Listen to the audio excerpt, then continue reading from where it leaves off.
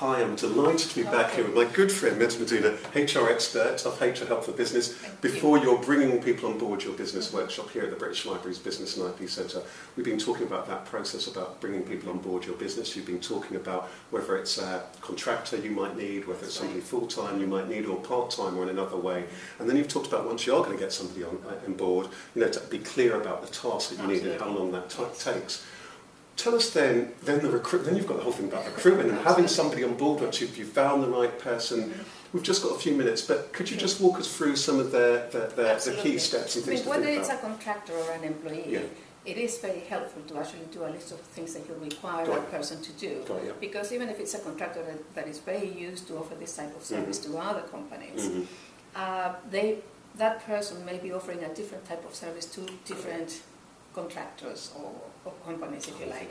So you need to define what it is that you need. What are the deliverables for you from that contractor, so that you can then enter into an agreement with them that protects your business, and it also defines what they're going to do, how they're going to invoice you, how you're going to pay them, how are you going to agree as to what tasks and what... I think that's such a good point, because it happened just earlier on today. I was talking to a friend of mine who's getting somebody to do some design on a project kind of basis, and actually things like copyright, who owns what, when stuff is going to be delivered. Everything has to be very clear. So if you're going to go for a contractor, it is really strongly advisable that even before you start using the services of the contractor, that you set up an agreement, draft out an agreement that is actually going to stipulate very clearly what is expected from each of the parties and how they're going to work together. Wonderful. That's one side, and as I said, you need to know exactly what it is that you're going to ask the contractor to do, so that then you can receive what you expect to receive. Okay. If you go on the side of the employing someone, as I was saying before, you need to do a list of the tasks and work out the times and everything else. That is going to be basically your job description, which is going to help you look for the right type of person with the right qualifications and everything else. What are the options then? So you've got that, and you've got that basis. We'll go to that, So that there's one side is the job description, but something else that a lot of people are not aware of is a job specification, which is a different type of document. Because you're going to be working with someone, you need to think of what type of person can I work with. If I'm very chatty, do I need another very chatty person? We'll probably spend the day talking and we're not going to get very much done. So you want a quiet person that is going to be sort of behind the scenes doing the work that you need to do. This is where you see in adverts the bits where people are saying we're looking for somebody who's dynamic, or thing use that the kind of personality. But presumably you've got to be careful of something I know that you flag up to people, that you've got to be careful of discrimination issues. I mean, obviously you can decide how many years experience do you need, and it really has to be specific to the business, because you cannot say 10 years when really somebody with 1 year's experience can do it, because that could actually lead to discrimination with age. Young people are not going to be able to apply for a job where you're looking for 10 years experience. So discrimination is not just for older people, it's also for young people, so you need to be careful. But you do have the right to look for the right type of person that has the right communication skills for your business, that has the right attitude and everything else, so that you can work together. So there's the job description that describes what the job is going to be like, and then there's the job specification that is going to say what the person should be like, so that you can work together. Once you have those two documents, obviously you need to choose whether you're going to do the recruitment yourself or whether you're going to use an agency. And presumably, if you're going to do that yourself, it's best if you've got those skills, perhaps if you've interviewed before, you feel confident and so on, and that you're clear about that. Otherwise, because there are some serious pitfalls in interviewing when you don't really have the experience. Obviously, first of all, you have had to put your advert and where are you going to advertise and everything else. You need to know that. How much are you going to pay? You need to do a little bit of research on that aspect, so that you get the right type of person. But besides that, then if you don't have experience of interviewing, a lot of people that do this, they actually have the problem that when they get nervous because they're interviewing somebody, they can't be more nervous than the interviewee actually, and then they start talking a lot. So there is something that we call the 80-20 rule. That means that the interviewee will actually speak 80% of the time, and you should only speak 20% of the time. And always ask open questions, because if you say, do you know how to do this, the person is going to say yes. And it doesn't help you. And this is where competency kind of questions can also be very, very, very useful. So I'd imagine that if that's something that you struggle with, you're not sure about, really think about getting an agency or a specialist or something like to help, absolutely. Because the problem with agencies, particularly for very small businesses, is that they can be very expensive. And some agencies that can be a little bit cheaper are not very good, and normally they will present to you candidates that they haven't even met. Got you. So it's going to be really important that you do your homework and you're diligent on them as well. And you also have to check, how much money have you got to do this, because if you can afford it, leave it to the professionals. If you can't afford it, maybe you take a little training course on interviewing that is not going to cost you very much, but it's going to give you a bit of confidence.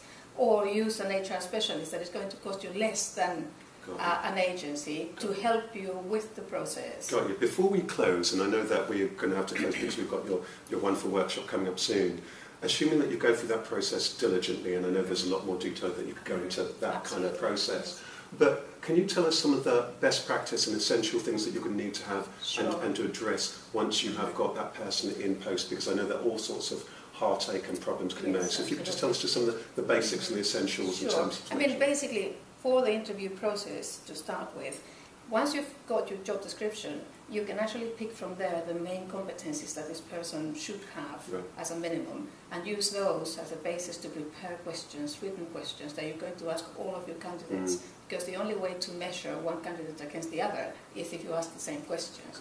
If you leave it to just memory, you're going to be asking different questions.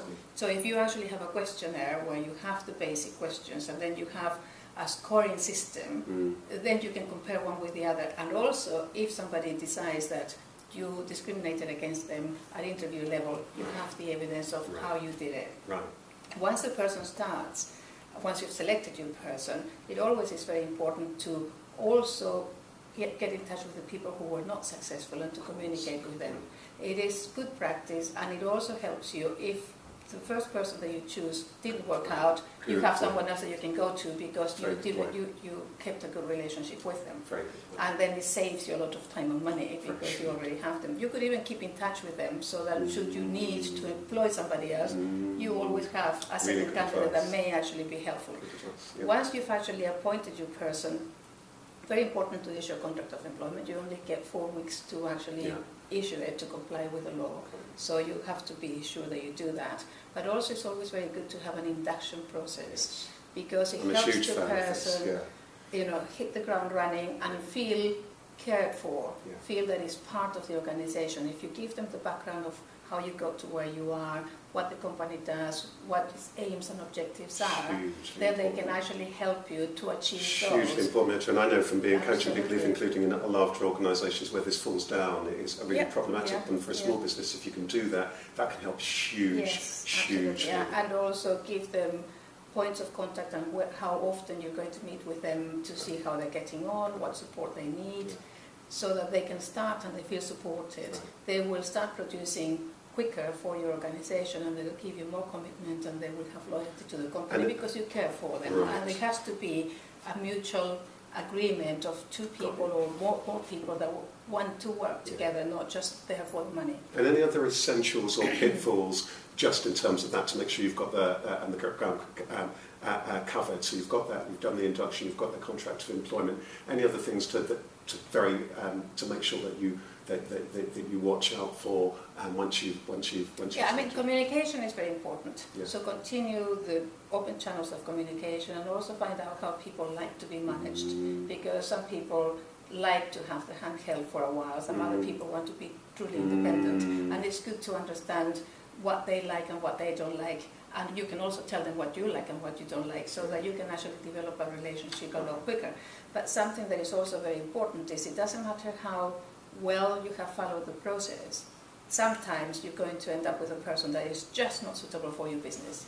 And sometimes small employers are very afraid to bring this up, and they're actually hoping that things get better and they don't have to say anything. Presumably this is where things like that, the trial period, is really important to build something like that in terms of your business. Well, I'm very mindful. I've taken a lot of your time, and I think that people wanting to know more, I really highly recommend people get in touch with you or come to your workshop here at the British Library. If people are trying to find you, Mirta, what's the best web address for people to Well, I have my web address, which is www.hrhelpforbusiness.co.uk. And it's the number 4. HR Help 4 is the number 4, so it's a digital 4. And also the workshop you can also find in the events page of the British Library. Wonderful. It's been a pleasure. Thank you so much for all that advice and tips. We're nearly at the starting point for your workshop, Absolutely. so I'm looking forward to it, and thank you so much for all your help and guidance. Nice to talk I'm to going to you leave you to smile as I turn off the camera. Okay, thank you. Thank you.